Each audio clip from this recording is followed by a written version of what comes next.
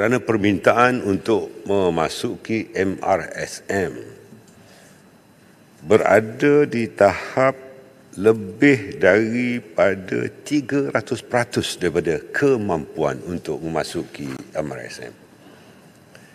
Lantas dari itu, kita telah melakukan kajian kebolehaksanaan atau dengan izin feasibility study bagi melihat bahawa ramai pelajar-pelajar yang berkelayakan untuk memasuki MRSM dari segi akademik tetapi tidak layak dari segi braket pendapatan ibu bapa mereka. Terutamanya ialah kumpulan T20 dan juga M40, di mana salah satu syarat kemasukan itu ialah pengutamaan kepada kumpulan B40.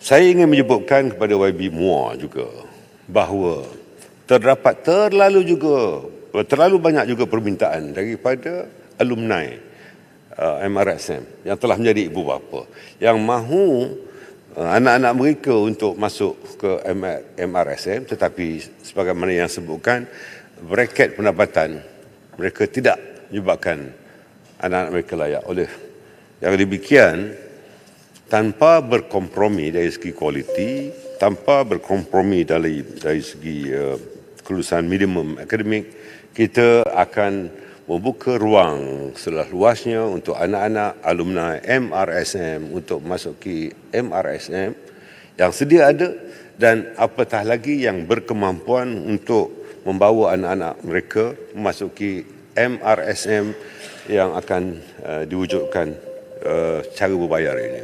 Kami tidak akan menggunakan peruntukan daripada kerajaan.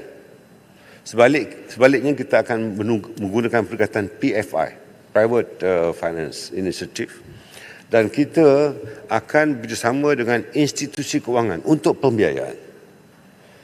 Dalam hal ini kita mesti keluar daripada kepompong dan berfikir tanpa kotak, bukan hanya sekadar luar kotak untuk melaksanakan. Dan saya yakin ini adalah pendekatan baru pihak MARA khususnya untuk menyantuni permasalahan yang dihadapi oleh mereka yang berminat tetapi tidak mempunyai peluang untuk anak-anak mereka masuk ke MRSM cara biasa. Yang Berhormat Muar. Terima kasih Yang Berhormat Timbalan Perdana Menteri. Komitmen supaya kerajaan tidak menggunakan dananya adalah komitmen yang baik. Cuma soalan tambahan saya ada dua. Pertama, walaupun kerajaan tidak menggunakan peruntukannya, tetapi adakah kerajaan akan menggunakan tanah marah yang dikhususkan kepada orang susah, orang miskin, B40 untuk membina sekaligus mensubsidikan persekolahan swasta ataupun antarabangsa ini untuk golongan T20? Kerana walaupun dia PFI, tetapi jikalau tanah mara diguna pakai untuk subsidikan kos pendidikan bagi golongan mahakaya, saya rasa akan ada masalah di sana.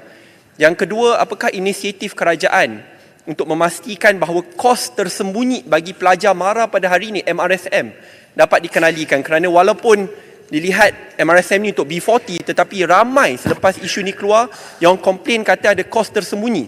Setiap program kena beli baju baru.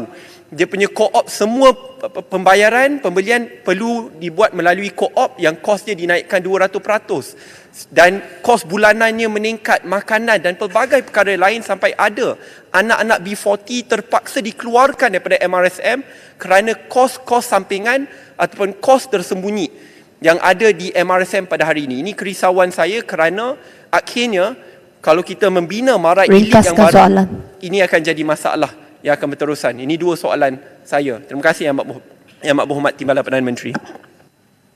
Terima kasih Habib Muar.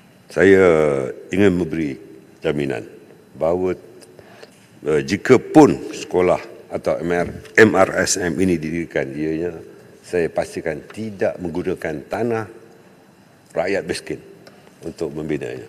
Tetapi kita akan bersama dengan beberapa pihak yang boleh menggunakan smart partnership untuk pembinaannya. Yang keduanya, kos yang tersembunyi, itu saya akan bertemu dengan pengurusi muafakat di PIBG MRSM semasa dan kita mencari jalan sebaik-baiknya agar anak-anak daripada kumpulan B40 ini tidak terbeban. Ya. Jadi kita akan lakukan sesuatu yang agak berbeza pada kali ini, insya-Allah. Yang Berhormat Bagan Serai. Terima kasih kepada Tuan Speaker, terima kasih kepada Menteri.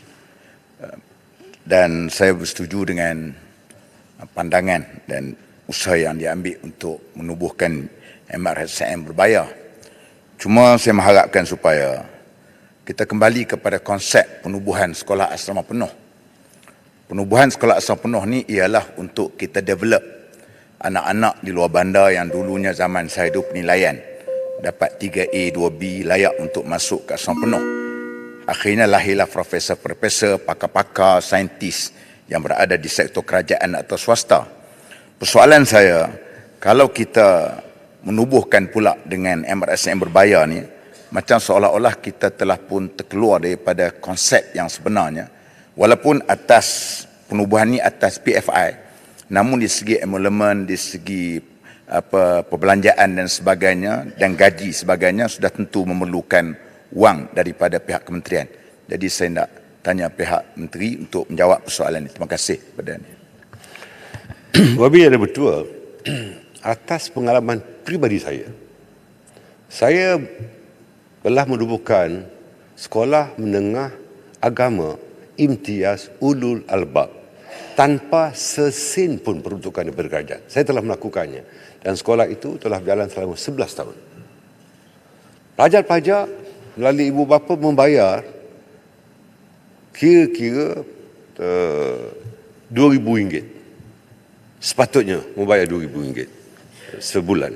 Tetapi untuk bayar overhead expenditure dengan izin, kos operasi, gaji guru-guru, utility dan sebagainya, sebenarnya sekolah swasta ini yang telah saya lakukan, inilah yang akan dilakukan oleh MARA. Jangan khawatirlah soal ini. Saya ingin sebutkan fikrah sama. Fikrah kita sama. Pelaksanaannya saya pastikan bahawa kita tidak akan pernah berkompromi dari segi kualiti. Tetapi bagaimana kita mahu menafikan anak-anak yang berada di dalam ibu bapanya berada dalam kumpulan T20 atau M20, sebenarnya ibu bapa mereka take home pay-nya ataupun net take home pay-nya rendah. Walaupun gajinya bukan RM10,000, akhirnya mereka berada dalam kumpulan B40. The real net income dia.